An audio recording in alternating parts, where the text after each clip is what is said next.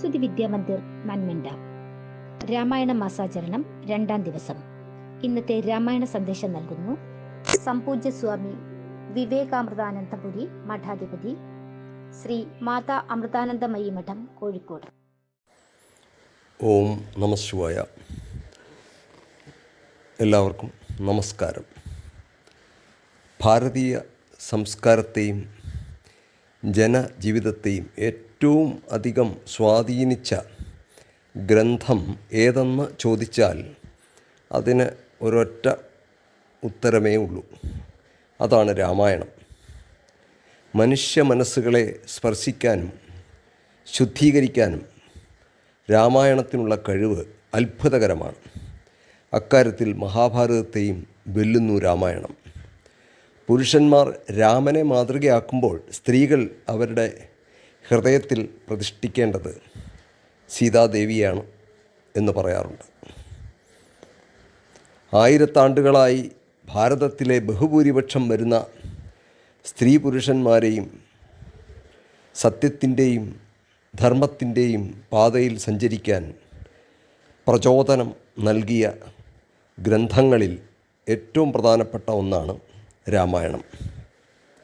ഭാരതത്തിൽ മാത്രമല്ല, Sri Lanka, Burma, Cambodia, Vietnam, Thailand, Malaya, Indonesia, China, Japan തുടങ്ങിയ രാജ്യങ്ങളിലും അതിപ്രാചീന കാലത്ത് തന്നെ ശ്രീരാമകഥ ചെന്നെത്തിയിരുന്നതായി ഇന്ന് നാം അറിയുന്നു.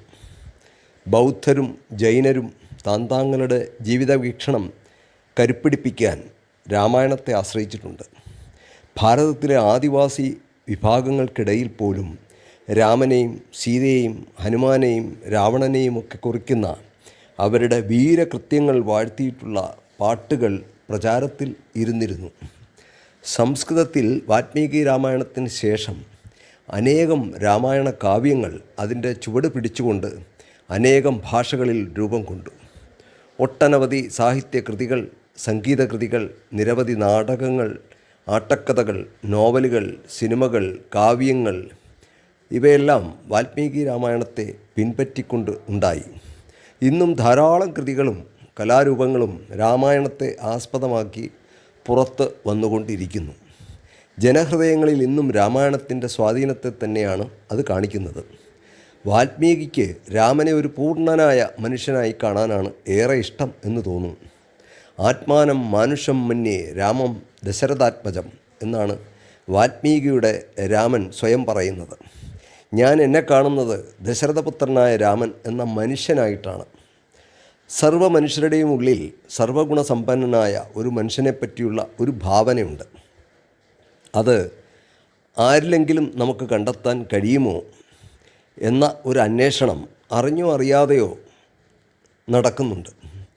ഏത് കാലത്തും ഇത്തരം ഒരു അന്വേഷണം നടന്നിരുന്നു എന്നതിന് ഒരു തെളിവാണ് രാമായണ കഥാ സന്ദർഭം.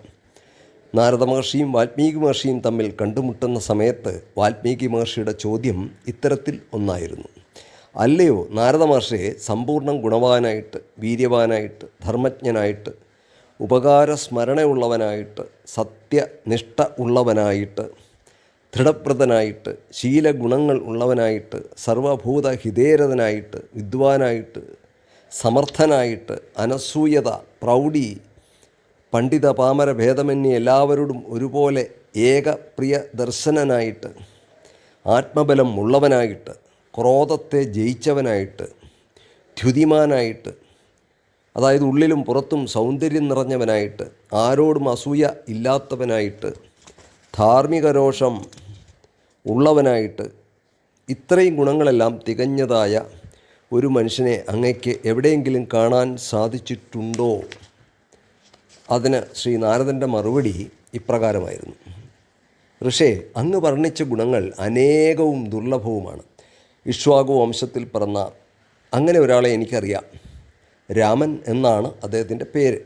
വിശ്വവിഖ്യാതനും അതിബലവാനും ധൈര്യയുക്തനും ജിതേന്ദ്രിയനും ബുദ്ധിമാനും പ്രിയവും ഹിതവുമായ വാക്ക് ഉച്ചരിക്കുന്നവനും ശത്രുനാശകനും ധർമ്മജ്ഞനും ജീവികളുടെ നന്മയിൽ തൽപരനും വേദജ്ഞനും ധനുർവേദത്തിൽ നിഷ്ണാതനും ശ്രേഷ്ഠനും സമുദ്രം പോലെ ഗാംഭീര്യമാർന്നവനും ദൃഢവ്രതനും ഹിമാലയ സദൃശം ഔന്നത്യമാർന്നവനും പരാക്രമത്തിൽ വിഷ്ണു തുല്യനും ക്രോധത്തിൽ കാലാഗ്നി സമാനനും ക്ഷമയിൽ ധരിത്രി തുല്യനും ദാനം ചെയ്യുന്നതിൽ കുബേരതുല്യനും സത്യം പറയുന്നതിൽ അഗ്രഗണ്യനുമാണവൻ.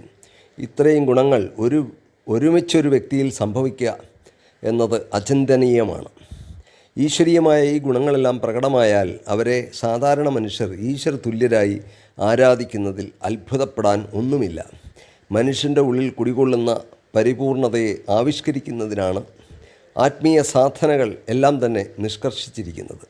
അതിനാൽ രാമനെന്നത് നമ്മുടെ ഉള്ളിൽ കുടികൊള്ളുന്ന പരമാത്മഭാവം തന്നെയാണ്. ഇത്രയും ധർമാനുഷ്ഠാനത്തിൽ പൂർണ്ണത നേടിയ ഒരു മനുഷ്യനെ ശ്രീ നാരദനും വാൽമീകി മഹർഷിയും കണ്ടിട്ടില്ല എന്ന് ആണയിട്ട് പറയുമ്പോൾ രാമനിൽ കുറവ് കണ്ടെത്തുന്നവരും രാമൻ ചെയ്ത പല കാര്യങ്ങളും ധർമ്മവിരുദ്ധമാണെന്ന് പറഞ്ഞ് കൊട്ടിഘോഷിക്കുന്നവരും ധർമ്മത്തിൻ്റെ നിഗൂഢമായ തത്വം മനസ്സിലാക്കാൻ കഴിവില്ലാത്ത സ്ഥൂല ബുദ്ധികൾ മാത്രമാണെന്ന് നമുക്ക് അനുമാനിക്കാം.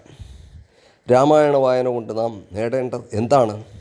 മനുഷ്യനിൽ കുടികൊള്ളുന്ന പരമാത്മാവായ രാമനെയും ലക്ഷ്മണനായ തപസ്സിനെയും ഉണർത്താൻ പരാഭക്തിയാകുന്ന ഹനുമാൻ കൊണ്ടുവന്ന മൃതസഞ്ജീവനിയാണ് രാമായണം എന്ന് മാതാ അമൃതാനന്ദമയി അമ്മയും പറയുന്നു. പരമാത്മതത്വമെന്നാൽ പരിപൂർണതയുടെ തത്വമാണ്.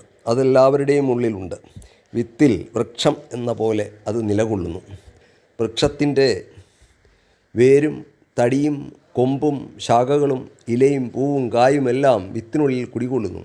കാലമാകുമ്പോൾ വിത്തിൻ്റെ തോട് പൊട്ടി മുള പൊന്തി വേരുകൾ മണ്ണിലിറങ്ങി വെള്ളവും വളവും സ്വീകരിച്ച് വളർന്ന് വലുതാകുന്നു. ആയിരങ്ങൾക്ക് തണലേകാൻ കഴിയുന്നു.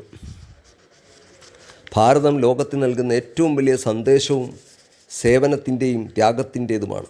ആദർശധീരന്മാരായ ജനങ്ങളെ കൊണ്ട് മാത്രമേ രാമരാജ്യ നിർമ്മിതി അഥവാ ധർമ്മരാജ്യ സങ്കല്പമെല്ലാം സാധ്യമാവുകയുള്ളൂ. അതാകട്ടെ രാമായണ മാസ ആചരണത്തിൽ നമ്മുടെ ലക്ഷ്യം എന്ന് ഓർമ്മിപ്പിച്ചുകൊണ്ട് ഈ വാക്കുകൾ അവിടുത്തെ പരാശക്തിയുടെ പാദങ്ങളിൽ സമർപ്പിക്കുന്നു. നന്ദി. എല്ലാവർക്കും നമഃശിവായ.